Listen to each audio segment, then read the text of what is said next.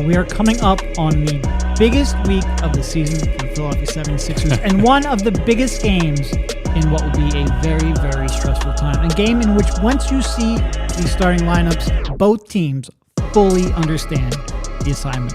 Welcome to PHLY Sixers pregame show presented by Bet365. Download the Bet365 app and use code PHLY when you sign up. Whatever the moment, it's never ordinary.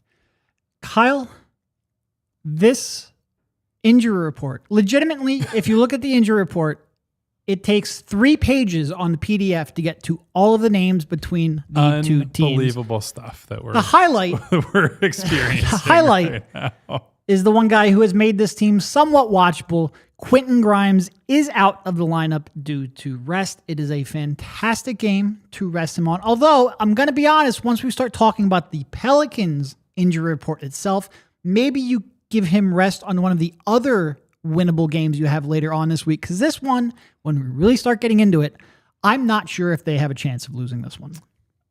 it is a snapshot of where the league is, where the team is. There was actually I believe there was a story today or maybe yesterday over at ESPN from our good friend Timmy Strawpoles, Tim Bontemps, and Kevin Pelton.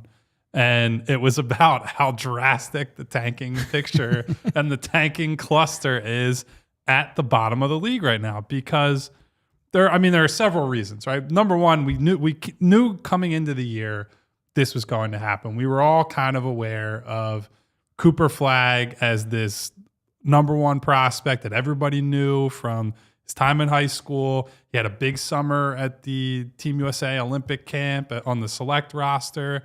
And the rest of the class was viewed as a strong class. So there were teams that were gearing up for this year to get their guy, to get a chance at least at one of these top prospects. And then, a team like the Sixers enters the race because their season falls apart and they have the incentives with the lottery. A team like the Pelicans, who they didn't come into this season thinking, hey, we're going to throw this season away. They had maybe the most insane run of bad injury luck I've ever seen. And you and I cover the Sixers. So to say somebody else had worse injury luck is just a staggering accomplishment for New Orleans. Throw a couple more teams in the mix that are trying to be bad, that just are not capable of being as bad as this group we've been covering recently. And it has been just a diabolical race to the bottom. And really one of the only things stopping the Sixers from being completely unwatchable and giving them a chance to win every night has been Quentin Grimes. So this will be a test of exactly how bad this team can be, exactly how important Quentin Grimes has been to their, not just respectability, but their watchability. And on the other side of the game is a Pelicans team that played yesterday. So they're also on a back-to-back. They actually had to travel further for their second half of the back-to-back. They were in Detroit, now back in New Orleans, and the Sixers are on a shorter flight from Atlanta to New Orleans. So they don't even have a rest advantage as the home team on the back-to-back. And they have ruled out a bunch of their main guys who have been left standing amongst the wreckage. We are in for something special tonight, Derek. It really is, because you go back to the Tim Bontemps article on tanking. The NBA addressed this a couple years ago when they flattened the lottery odds, when they expanded it from only having a lottery for the first 3 teams to now the first 4 picks are now drawn from a lottery. It was supposed to stop some of this blatant tanking. And it really is one of the many examples of how the NBA just puts window dressing on a problem, in large part to get people to stop talking about it. This isn't going to stop tanking. If anything, because odds are so flattened now, more teams feel like they have a decent chance to get in there and at least have a 10 to 14% chance at that number 1 pick. It's just now you're not tanking for the worst record, which in the past had a 25% chance at the top pick. Yeah. You're just trying to tank for one of the 6 worst records. So it means instead of like 2 or 3 teams are tanking, you now get 7 or 8 teams who are like, my season's over. Let me at least try to take the logical approach to get myself out of where I am. And it is like, before, in the previous lottery system, the Sixers right now might have like a 6% chance at the number 1 pick. They still have, especially if they lose this game, but they still have theoretically a chance to get a 14% chance at that number 1 pick. That would have been unfathomable in the previous system. They really just shifted the window of tanking. one of the, like I said, many, many examples of the NBA just trying to, put a good bow on it rather than actually address the problem. Yeah. And in Grimes' case, right, he's not listed out with an injury. He's listed out with rest, which we have chided the Toronto Raptors for using with Emmanuel Quickley and Scotty Barnes and Barrett and Pirtle and a bunch of their main guys that are still available. I do think it at least makes a little bit of sense in Grimes' case. He's been playing a lot of minutes. He has been playing a high usage role at that, right? So this is not a guy who's just been coasting through games. And this has been, I know it's been easy to zoom out and not really think about this because most people who care about the Sixers are like, it's a bunch of role players and end of bench guys, G League guys, whatever. But these guys have had a brutal schedule just in terms of the amount of games they've been playing. This has been a rough month. They're closing in on the end of March and the end of the season also on top of that. But another back-to-back, another 3 games in 4 nights scenario. And so Grimes finally getting a little bit of downtime makes some sense on multiple levels. The most important one, though, is they have a chance to lose. They have a chance to lose this game. And I know some people, including our girl Winona in the chat, do not want to hear that or not focused on the tanking and the losses and the draft positioning and the ping pong balls. And I get it. But boy, that is number one on everyone's mind or most people's minds right now. And so Quentin Grimes, get ready to learn how to wave towels and celebrate and hang out on the sideline with the rest of the guys in their league fits outfits. Yeah, no, I mean, look, ever since March 1st, Quentin Grimes is playing 35, 36 minutes per night, playing every game legitimately. I think he missed one game for, what was the injury? Was it not tendonitis? Was it? He left the game with tendonitis, and then he missed the Indy game. Kinda. Outside of that, he's playing every game. And you're talking about a guy who is, with the injuries, legitimately their best player, and the Sixers have been playing him every night. Sitting him one game on a back-to-back, I don't think it's like, no, he can't be investigation worthy because he's not an all-NBA or all-star player. Yeah. Even so, I don't think this is like beyond the pale. Like, I think this is well within the means of he needs a legitimate rest. He has only missed that one game since joining the Sixers at the trade deadline. So he is, he's been playing a lot of minutes. He's been playing a heck of a lot. And that's after, he's not a guy who's had a career where he's used to playing that type of role and those type of minutes, right? So scaling them back a little bit and saying, take the day off at the end of a long road trip. I can certainly understand. He's playing 22 minutes per night with Dallas. Yeah, playing 35, 36. That's a huge difference. Absolutely. It is something where, look, we want them to lose. We've been open about this. We've been open about this for a very long time. We do have to watch the games. It does alter the watchability score of this game 100%. By a significant amount. Where's your head going? What are you looking for? What are you trying to take out of this one? Well, so Devon and I talked yesterday about what we've seen from Justin Edwards over the last week and a half, 2 weeks, how he's expanded his role. He's doing new things. It's not so much the pure spot up role or even the spot up plus you add in some pull up jumpers.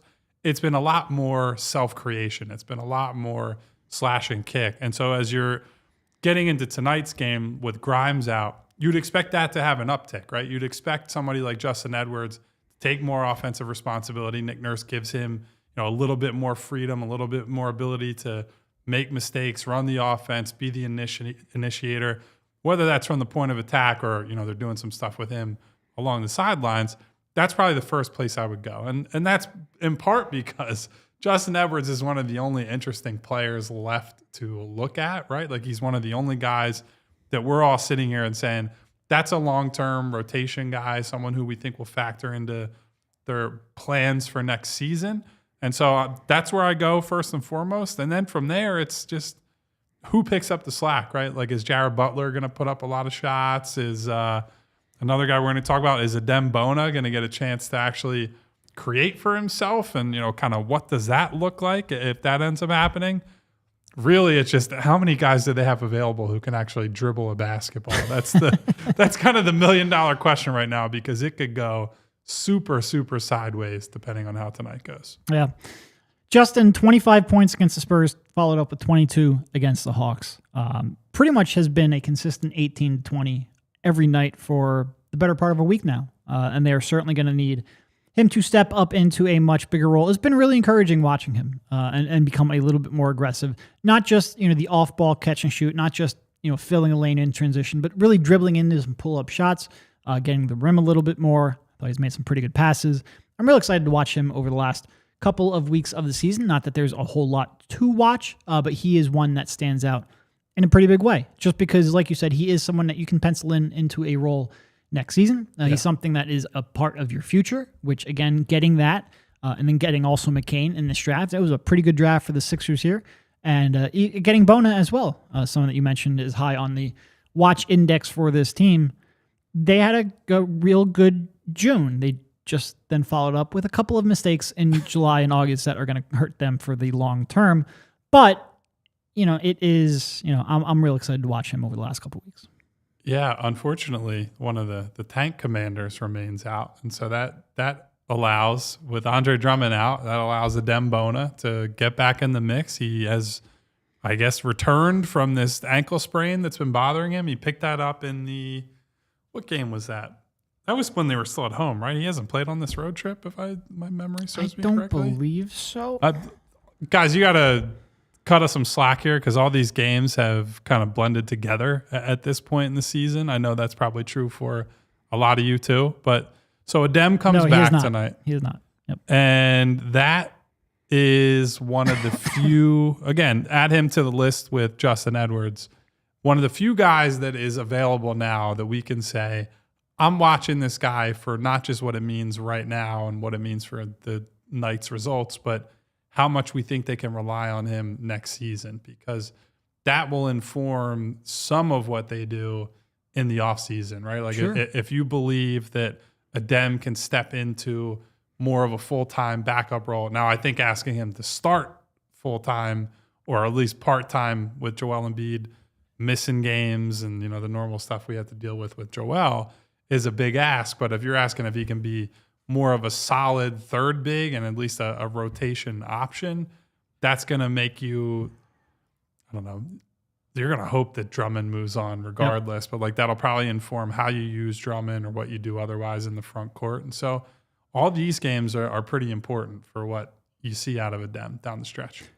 So let's say the Sixers can get Yabusele back on the taxpayer mid-level. Are you comfortable with Adem and Yabusele as the backup centers to a very uncertain Joel Embiid next year? Or do they have to go out and spend resources to address that? Am I comfortable with it? No. Like do I feel good in my heart of hearts that that's what you're going to war with? No. Because is there realistically anything, what do they have, 12 games left? Yeah, no, I don't think there's anything I can see in that amount of time that says I'm going to feel good about this. And that's mostly because this roster, no matter what they do in the summer, at least realistically do, it's going to be catered around Joel Embiid to some extent, right? Like a lot of the surrounding personnel will be guys who are best playing off of him and not without him. And so Adem not being able to be the fort holder without him is no disrespect to Adem. It's just realistic with a second-year big who they took in the second round. Now, what I have seen over the last, let's call it month or so, is meaningful growth and improvement from Adem in areas that, frankly, I didn't know if he was ever going to get better at, right? Like a lot of the offensive stuff to me has looked smoother. He looks like he's making better contact on screens. His hands have been better. He's shown more coming out of dribble handoffs or even, that fake handoff play that we've seen him go to the rim and dunk a few times. That's been encouraging. I think his free throw numbers have at least been okay. I'd have to double check on that, but like anecdotally, he seems comfortable at the line, and that was a concern. Foul trouble is going to be the thing with him, right? Like the walking the line between chasing all those shot block attempts because he is an incredible athlete and can protect the rim, and not just jumping into people or letting guys go by him. That's going to be the key to him being the sort of defender they need him to be at the back of the defense. But also, like, I would probably still say I'd rather go into next season with him as the backup than Drummond. One, because I just think they need to invest in youth. We've talked about this a lot recently.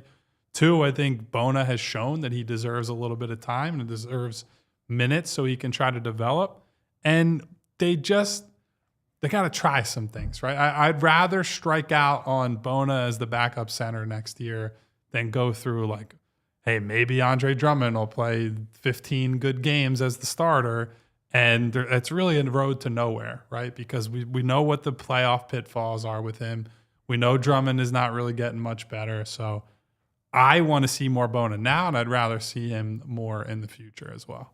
Yeah, it really is. Like if you were of 15 months ago with Embiid, where you're like, all right, he's going to give you 55, 60, 65 games. You just need to fill in the gaps for the remainder.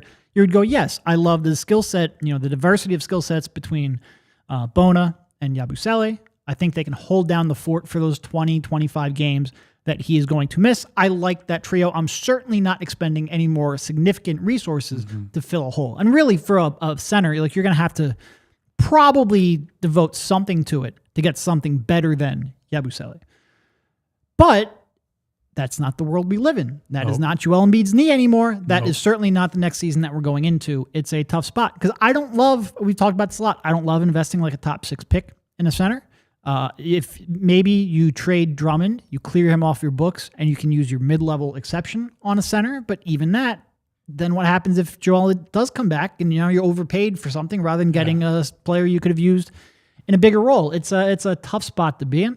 People are going to say like, well, you can't count on Joel Embiid. That's true. You can't count on Joel Embiid, but it's not like if you go out and use a mid-level on a center, you've all of a sudden saved the season. You're still kind of screwed anyway if Embiid's not healthy. It's a really tough spot. Look, we do have a decent contingent of people who are more on the draft a big with the pick, right? Like if you get the top 6 pick, Malawak will be there. Yep. I think Derek Queen has had a good tournament so far, and if you're looking for more of a guy who could be an offensive hub, that maybe he's that sort of player. He falls into a weird defensive territory though, which is why I feel like I haven't watched him as much, and I have not really viewed him as someone that's going to end up even like a real possibility for the Sixers. And we're going to debate all those possibilities and players and prospects throughout the next few months, assuming that they keep the pick and we aren't just crying for 2 months ahead of the NBA draft. But it's easy to say, just like pretend Joel Embiid doesn't exist, right? Like that's a thing that from our seats or yours at home, like it's easy for us to be like, yeah, well, whatever, just disregard that. But they're not going to do that. It's not going to happen. Also, let's just pretend that Joel Embiid is not on the roster. If I'm looking for something to help build around a Maxey McCain duo, center's not where I go. Yeah. Just because they're easier to get in they're easier to get while expending less of a resource. I want a legitimate, dynamic, two-way wing to pair next to him. That to me is of prime importance to make this duo work.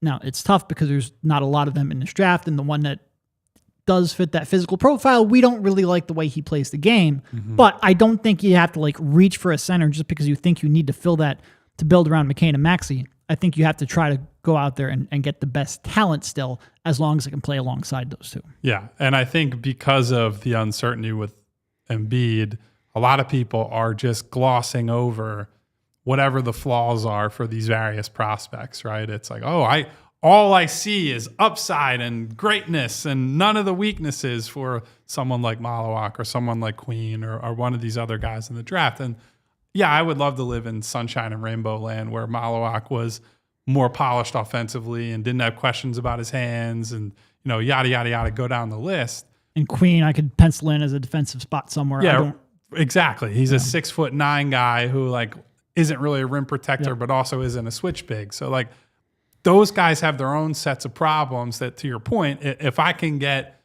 a similar talent two-way wing, give me the two-way wing anytime. One, because I just think it's harder to get those guys. Two, I agree with you. I think it's a lot easier to try to build it out with what they have and maximize what they have by adding another young two-way wing, star candidate, whatever you want to say, at that spot. So there's a lot to figure out. But Adem I feel good about as at least a rotation big. We'll see what his ultimate upside is.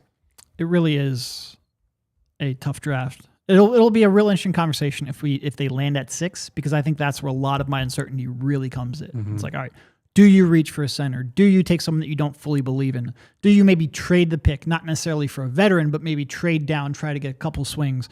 It's going to be an interesting conversation that we are going to have. I got to be honest too, watching some of these games recently, not just the tournament, but like going through the backlog, I feel like I'm going to end up talking myself back into Ace Bailey just because it's like, oh, he's in my top 5. You know, at the end of the day, he's 6'10", so he can rebound, he can shoot, he can do these, like all the weaknesses and all the quirks that you have to deal with aside. There are some things that you put him on this team or any team, and he might be really good at them, and he might be able to, again, even if it's souped up Michael Porter Jr. or a player like that, like that's still a valuable player. It might not be, cornerstone of the franchise player or like build the team around that player, but that guy can really help a Maxey and McCain or whoever ends up being part of this core. So I might have to, we've said a lot of things about Ace on this show that I might have to go back and be like, well, but I don't know. No, there's two things. There's probability and there's upside. The upside is high enough that you get to a point in the draft where you take him even if you don't believe in the probability of it. Even if the probability isn't high that he'll reach that upside, the upside is good enough that you get to a spot and you look at the other options. I can't take anyone else over him. I think that spot is probably somewhere around 5. That's probably a little bit of a decent or a topic for another day. Before we get to the starters, I just want to read off the injury report. All right? Obviously, Embiid, Paul George, Tyrese Maxey, out. McCain, out. Andre Drummond, out. Eric Gordon, obviously still out. Quentin Grimes, we just talked about, out. Kyle Lowry, out. Kelly Oubre Jr., out. Lonnie Walker, out once again. And by the way, on Lonnie, I hope he's doing okay, because to come back from a concussion and then miss 2 games. And it's listed under concussion, like that's a little spooky. So I was sending our best to Lonnie that he's okay. So I just listed all those names. If you haven't yet seen the tweet, I want you all to try guessing what the starting lineup is, because that's always a fun game to play with this team. For the Pelicans, you have Zion Williamson out, Shantae Murray out, obviously Trey Murphy out, CJ McCollum, Herb Jones, Bruce Brown, Brandon Boston, yada, yada, yada. Whole bunch of people out. So let's go ahead and get to that starting lineup. There it is, baby. Is this a new lineup or is it? I would have to double check. I haven't gone into the basketball reference page, but Jared Butler, Justin Edwards, Chuma Okeke, Gershon Yabusele, and Ricky Council fourth. So what are you looking forward to from that group, Derek? Or is there one particular thing you're looking for? I believe we are looking forward to a loss. We're definitely approaching the final days of Chuma's 10-day, right? I believe he signed last Sunday, so he'll probably get Wednesday's game in against Washington as well. And that's the second 10-day, right? I believe so, yes. So, and the rule is 2 10 days over the course of the season. It doesn't have to be consecutive. Mm-hmm. So, yeah, his time in Philadelphia is likely done. Jeff Doughton, obviously, is... How many 2-way days does he have left? Like 4, I think? Very few. So, yeah that's... 4 of the 11 games he can play in, something like that. Don't quote me on that. But that is... That's a lineup. I hope Chuma has a nice game tonight.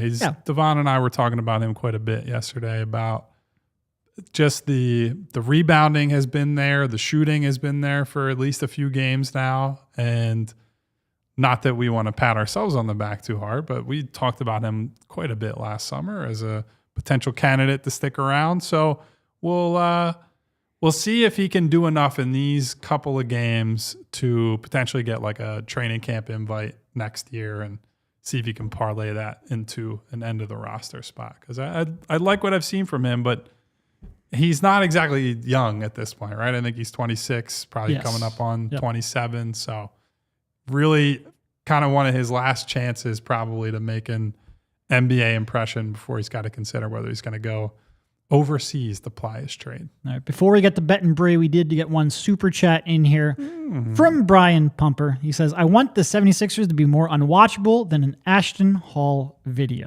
Tank Commanders stand up. I'm not sure I know who. Oh, that guy. It was one that didn't recognize by name, but picked it up right when I Googled it. Yes. I don't want them to be unwatchable. I have to watch the game. I have to talk about I the want game. it to be watchable enough for us to talk about it, but unwatchable enough because they're bad that they lose and help the tank. In order to lose this game, very thin needle. Well, in order to lose this game, you might have to be unwatchable though. Like that needle might be impossible to thread on this. Like the other night, I know last night, even though Atlanta was on a back-to-back, right? I think they're on a back-to-back. They beat the Golden State Warriors on Saturday. So even though they were on a back-to-back, that's clearly a more talented team. The Sixers can play well and still lose that one. If the Sixers come out here and you get like a big Ricky Council game, you might sneak out a win here, considering who they are. Words I didn't think I'd be talking about on this show in late March. Big Ricky Council game. He's been a roller coaster lately. Ooh, boy. Ooh, boy. All right, let's wrap this up here with a little bit of Bet and Bree. Look at that. Bet and Bree coming through. Justin Edwards, 20-plus points. Like we mentioned, he has been on a pretty good run lately. I think he's averaging about 21, 22 over his last 4 games and 2+ threes made, and Yabusele with 5+ rebounds. So there are your bets from Bree. This pregame pick segment is brought to you once again by Bet365. Use code PHLY365 when you sign up. Whatever the moment, it's never ordinary at Bet365. Must be 21 plus, physically located in PA. If you or someone you know has a gambling problem and wants help, call or text 1-800-GAMBLER. Before we get out of here, can I complain about something of for course. a second? That's what this show is for the most part. The Brooklyn Nets are playing tonight against the Dallas Mavericks, who have stunk it up for many reasons, most of them injury-related, some of them related to making one of the worst trades in the history of basketball. You know who's starting and playing tonight for the Mavericks? Anthony Davis. For some ungodly reason, at the end of this lost season, the Mavericks decided the game to bring Anthony Davis back was against the Nets when the Nets need to win games. Damn it. What are you doing, Nico? Do they have their own pick? That's a good question. They're tied with Phoenix for the 10th spot, which is amazing that one of those two teams is going to get to play in a play-in tournament. Do you think they want to make that play-in? Well, I think they do, but I think it's for the wrong reason, right? It's probably because Nico wants to save his damn job after all the hullabaloo. Can you imagine if he would get fired months after making the most controversial trade in modern NBA history? If he was on that thin of a seat, you shouldn't have greenlit the trade. That's just a wild situation. Unfortunately, my Real GM Picks Ode tab is not working very well. Oh. So I'd have to double check that. I don't remember if they have their trade or have their pick. But what are they? What are you bringing Anthony Davis back for? Come on, What man. is the upside to that? You're gonna go on a playoff run with Anthony Davis and Spencer Dinwiddie? More importantly, we really need Brooklyn to win that game. We really need it. Just shameful stuff. This week for the Sixers, like you mentioned earlier, just a huge week for the Sixers and for that draft pick. A murderer's row of losers. Bad teams, yes. After this game against the Pelicans, Wednesday you have the Wizards at home. Saturday, you have the Heat at home, and then Sunday, you have the Raptors at home. The Heat finally just snapped a 10-game losing streak, I believe they're on, and they snapped it against the Hornets, who suck because Wiggins went for 42 points. It's like all these factors it took just for them to get a single win. It's like when the Sixers beat the Warriors because Quentin Grimes had that monster night. Yeah. No, and this is, after that. Warriors a little better than the Hornets. No, they are. But it was like the only game they won in 14 games or something. It is, there's a couple more winnable games after this. You've got another game against the Heat. You've got another game against the Wizards. You've got a game to close out the season against the Bulls, although the Bulls might actually have something to play for, so who knows? They're obviously playing better basketball now. But this is a week that could define a long time of Sixers basketball. If they get this pick this week will be. God, are you there? It's me, Kyle. I know we haven't talked in a while, but seriously, we need this one. Well, I think that will do it for us.